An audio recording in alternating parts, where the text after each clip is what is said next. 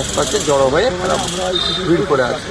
বেরিয়ে যে আসবে এজেন্ট যে আমার এ করছে, সেখানে বিতর্ক তারা প্রশাসনকে ফোন করছে আদাবুল সাহেবের পক্ষ থেকে, দেখছি না আমাদের এরিয়ার মধ্যে নয়, 200 মিটারের মধ্যে নয়, 400 মিটার গল্প নেই, মানে এড়িয়ে যাওয়ার চেষ্টা করছে প্রশাসন।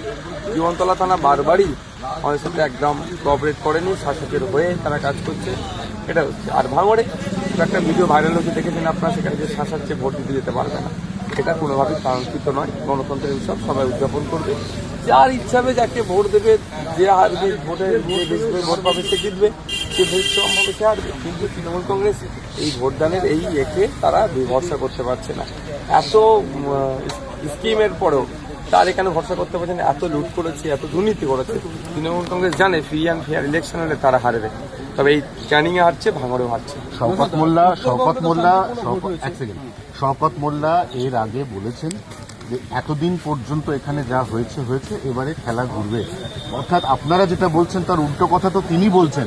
উল্টে আপনারা বলছেন যে এবারে অভূতপূর্ব নিরাপত্তা ব্যবস্থায় নির্বাচন। আজকেই তো ডি-ডে, আজকে প্রতিবাদ মোকাবিলা করতে পারবেন সারাদিন? দেখুন, গণতন্ত্র রক্ষার লড়াই, গণতান্ত্রিক পক্ষে লড়াই করবো। যদি প্রশাসন, প্রথম কাজ হবে প্রশাসন যদি গণতন্ত্রকে রক্ষা করতে পারে ভালো কথা, তাহলে জনগণকে দায়িত্ব নিতে হবে গণতান্ত্রিক পক্ষে গণতন্ত্রকে রক্ষা করার জন্য। একদম রেডি আমরা। মোটামুটি ভাঙড়ের যে কটা, আমি আমার ভাঙড় বিধানসভাতে এখন কন্টেস্ট করছি, ভাঙড়ের যে কটা বুথ আছে, একটা বুথে এজেন্ট মিস যাবে না, সব বুথে এজেন্ট।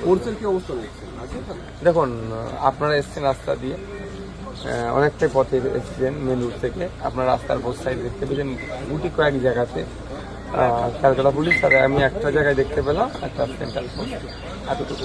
তবে হ্যাঁ, গত রাত্রে কিছু জায়গায় তারা রুট মার্চ করেছেন, ঘুরেছেন, যেটি 7টা থেকে ভোট শুরু হবে। এখন আমাদের অবশ্য মানুষজন সব ভোট কেন্দ্রের দিকে এজেন্টগুলো এগিয়ে যাচ্ছে।